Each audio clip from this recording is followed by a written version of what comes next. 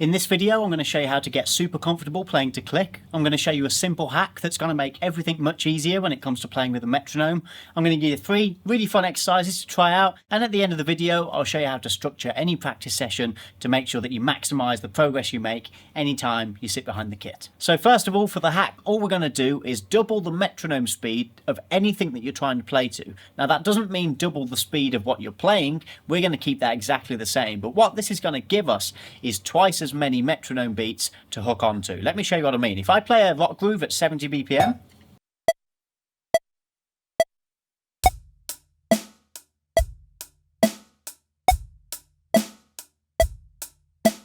and now I double that to 140, you'll notice that every single hi-hat note is now going to have a metronome sound with it.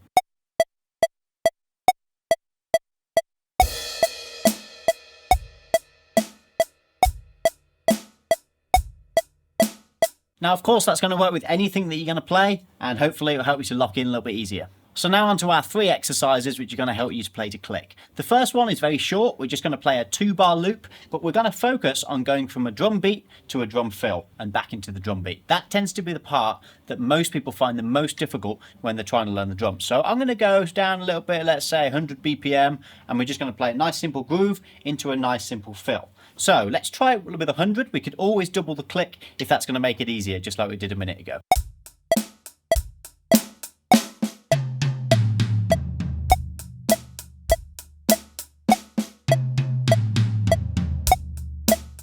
Or if you're still struggling with that, what you can do is put the click back on, just play the fill into the first beat of the bar, so like a bit like this. 2, 3, 4.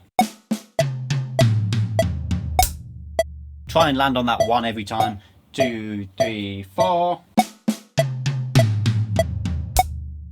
could also try that into a crash cymbal or into the ride cymbal. And if you want to extend that a little bit more, you can go hi-hat, fill, ride, fill, hi-hat, fill, ride, fill. And that way you're going to get both sides of the kit in there as well. For exercise 2, we're going to use walking feet rudiments. Now what do I mean by this? All it is, we're going to play a bass drum with our right foot, followed by a hi-hat with our left foot.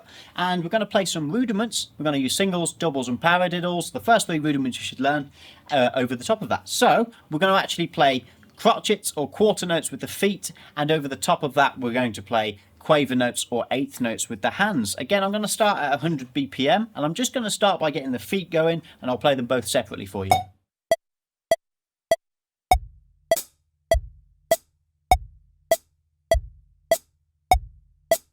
That's our feet, and over the top of that, we're going to play the hands, which we're going to start with singles, 3 and 4, and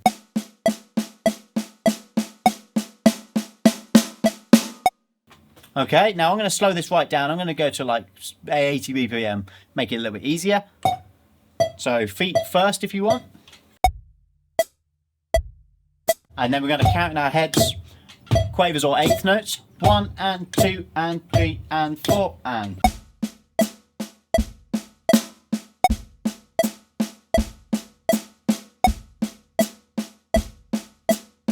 Try and switch if you can. 3, 4.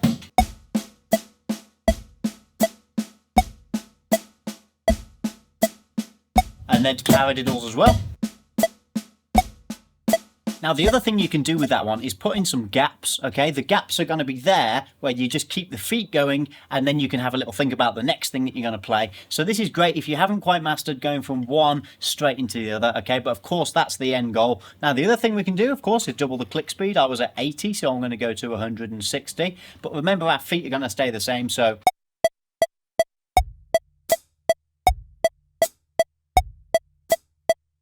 and of course now the click is going to be the same as our hands, so that's going to help us out. We're going to go, I'm going to do it with some gaps as well. Now I want to think about the doubles. Right, right, left, left.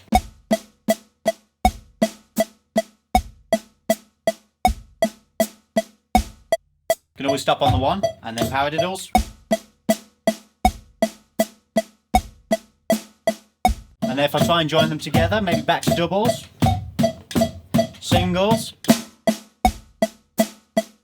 For exercise 3, we're going to be focusing mainly on the left foot. We're going to use our hi-hat to play quaver notes or eighth notes, 1 and 2 and 3 and 4, and the difference is going to be this time, apart from our bass drum obviously not being involved straight away, we're going to play semiquavers or 16th notes on the snare drum for our rudiments. We'll start with singles, so we'll be going 1E and a 2E and a 3E and a 4E and that's going to mean that if you're right-handed, your hi-hat is going to land with every right hand effectively. So we're going to be going 1 and 2 and 3 and 4 and 1 and 2 and 3 and 4 and, okay, if we play doubles, then it's going to use both hands and paradiddles as well.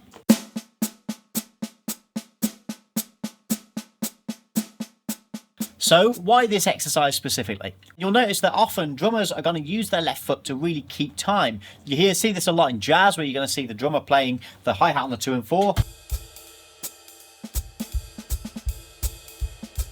So that left foot is really important. Not only is it going to give you something for yourself to latch onto while you're playing, to know where the beat is, but also if you're playing in a band in a live situation or in the studio, they're going to know where the 1 is as well. They're going to be able to find the beat, which is going to make it much easier when you're playing all the fancy stuff and shredding all over the kit. Before we move on to structuring our practice sessions, I'm going to give you one more little advancement on that if you're feeling up to it. And all that is to not play every quaver note, but just play the offbeat ones. So instead of 1 and 2 and 3 and 4 and, we're going to play 1 and 2 and 3 and 4 and 1 and 2 and 3 and 4 and we can play rudiments over that, like singles, like doubles, paradiddles, and then a little bit of a solo. For many of us, our practice time is perhaps more limited than we'd like it to be. We've got jobs, families, other commitments, then we don't get as much time sitting at the kit as perhaps we'd like.